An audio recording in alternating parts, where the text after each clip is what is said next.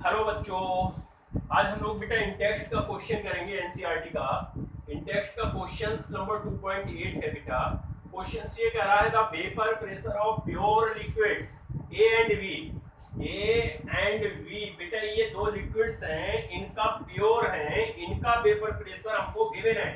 ए का बेटा दिया है 450, बी का दिया है 700। कह रहे हैं respectively at 350 kelvin find out the composition of, बेटा ये आपको कैलकुलेट करा रहा है composition liquid in mixture if total vapour pressure, बेटा वेपर प्रेशर टोटल का मतलब सॉल्यूशन का गिवन है 600 mm of Hg। Also find out the composition in vapour phase. Liquid में बेटा पूछ रहा है कंपोजिशन और किस में पूछ रहा है? वेपर फेज में। इसका मतलब बेटा ये हुआ कि हमको क्या क्या गिवन है, जरा पहले वो लिख लो। तो हमको गिवन क्या है बेटा? गिवन है P not a, vapour pressure of pure liquid A का कितना दिया है बेटा?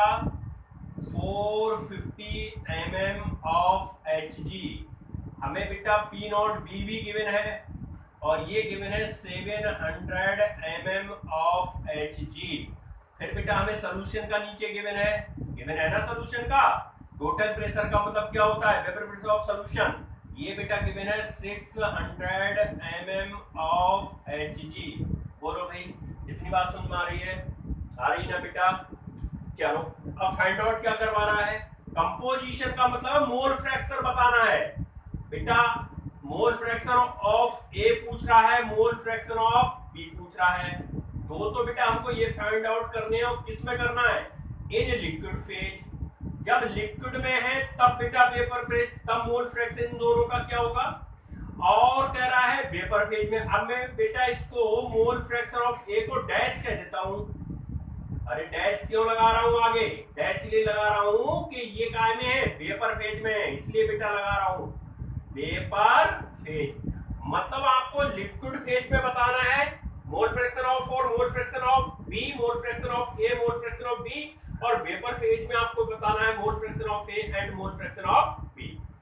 चलो भाई, ये हमें बेटा डाटा गिवन है, ये हमसे फाइंड आउट करवा रहा है। अब बेटा एक काम करो। क्या काम करोगे भाई? फार्मूला देखो, सॉल्यूशन का गिवन है, बिल्कुल गिवन है। फार्मूला होता है बेटा P solution equals to P A plus P B. समझ रहे हो क्या? सॉल्यूशन का प्रेशर, वेपर प्रेशर उसके कंपोनेंट्स के पार्शियल प्रेशर के समेशन के बराबर होता है। तो बेटा ये हो जाएगा P S equal to P not A. Raoult's law पढ़ा है आपने, हमने सिखाया था आपको बेटा। ये हो जाएगा। अब मजबूरी ये है बेटा, मोल फ्रैक्शन पूछ रहा है, मोल फ्रैक्शन हमें पता नहीं है। अब यहाँ दो वेरिएबल है, देखो P not A, P not B और पी एस तो पता है, लेकिन variable mole fraction of A, mole fraction of B नहीं पता है। तो बेटा एक काम करो, एक बात हम जानते हैं कि mole fraction of A, mole fraction of B equal to 1 होता है। तो यहाँ से x से बेटा निकालेंगे तो 1 माइनस एक्स बी हो जाएगा। बेटा ये वैल्यू जरा पुट कर दो इस फार्मूला में। पुट करोगे तो क्या हो जाएगा? P S equal to P not A, बेटा x की जगह 1 minus x B plus P not B x B हो जाएगा। बोलो भाई हो जाएगा? चलो बेटा यहां से जरा इसको खोलो थोड़ा। तो P S equal to P not A minus P not A x B plus P not B x B. बोलो भाई बेटा जरा थोड़ा सा इसमें कॉमन ले लो, जरा देखो क्या कॉमन आ सकता है। यहां मैं नोट कर रहा हूं बेटा। तो ये हो जाएगा P S equal to P not A plus वाले को इधर लिख लेता हूं P not B x B minus P not A x B. तो बेटा ये हो जाएगा P S equal to P not A, इसमें एक्स बी बेटा कॉमन ले लो, P not B minus P not A. बोलो भाई अब बेटा हमें सब कुछ यहाँ पता है, केवल हमको एक्स बी नहीं पता है, वो हम फाइंड आउट कर लेंगे।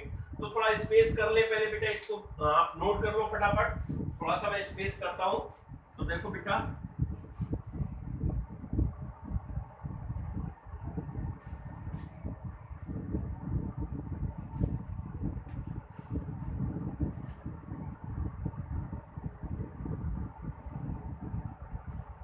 देखो बेटा,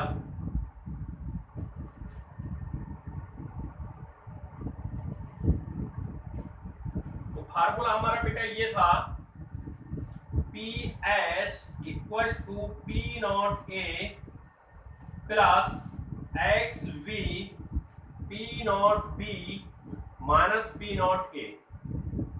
यही था ना बेटा फार्मूला? अभी हर ने यही लिखा था क्या? पी नॉट ए नहीं बेटा, ये था अपना P not A P not be.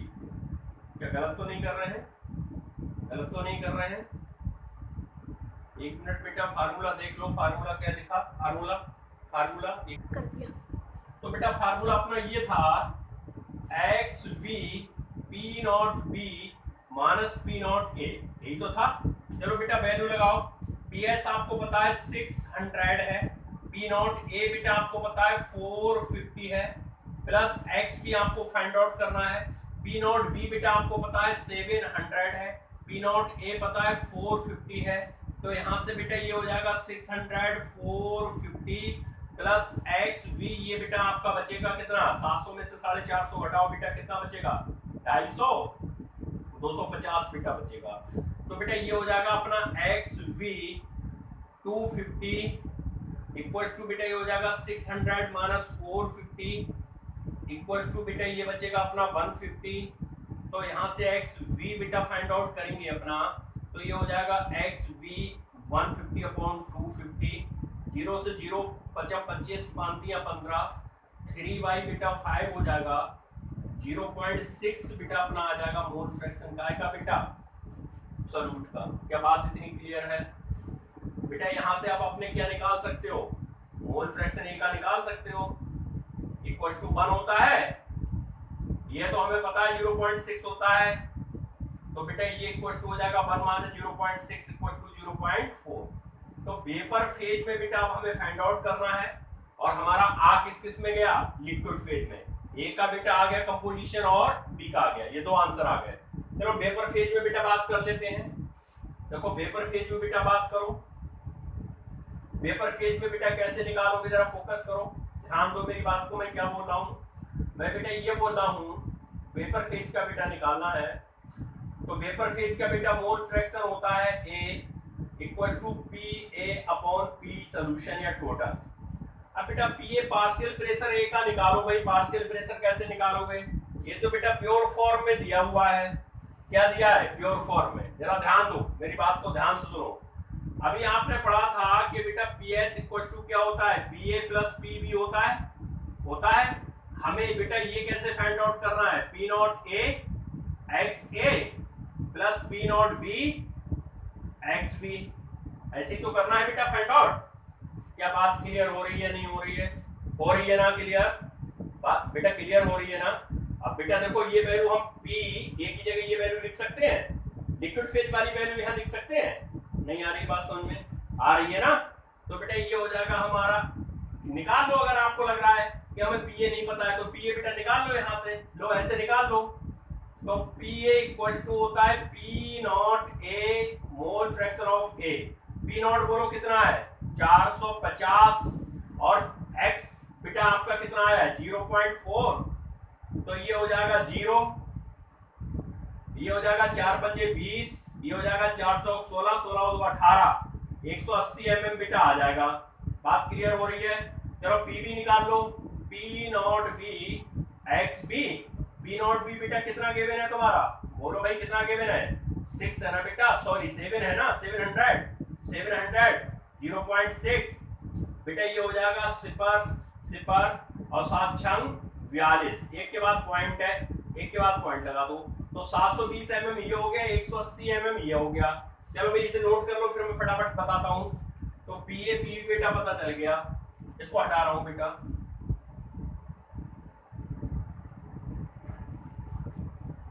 तो देखो बेटा जब वेपर फेज में लगाते हैं मोल फ्रैक्शन, तो कंपोजिशन का मतलब मोल फ्रैक्शन, तो डैश लगा दे रहा हूं, और इसका फार्मूला होता है partial pressure of component upon total pressure.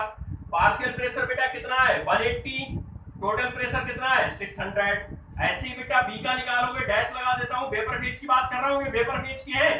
तो बेटा ये partial pressure of B upon total pressure, बोलो भाई पार्शियल प्रेशर कितना है बेटा बी का 420 अपॉन टोटल प्रेशर कितना है 600। यहाँ 0 से 0 बेटा काट दो, ये 0 से 0 काट दो, तो ये हो जाएगा 18 बाई बेटा 60 और ये बेटा हो जाएगा 42 बाई 60। बोलो बात क्लियर है क्या भाई? ये काट लो, किससे कट जाएगा 6 से कट जाएगा, 6 3 18 और 6 6 10 जा 60, तो बेटा ये आएगा 0.3। वेपर फेज में 0.3 आ रहा है सॉल्वेंट का मोल फ्रैक्शन। अब ये बेटा देख लो, ये कितने से कट जाएगा, ये बेटा कट जाएगा कितने से, ये बेटा कट जाएगा अपना 6 से कट जाएगा, 7 छंग 42 10 जा, ये आ जाएगा 0.7। तो वेपर फेज में कंपोजिशन मींस मोल फ्रैक्शन आया बेटा सॉल्यूट का 0.7, सॉल्वेंट का आया 0.3, जबकि लिक्विड फेज में बेटा आया था किसका, सॉल्वेंट का 0.4 और 0.6 आया था सॉल्यूट का। तो बेटा ये क्वेश्चन अपने इस प्रकार से सॉल्व करेंगे, ठीक है। ओके बेटा, थैंक यू।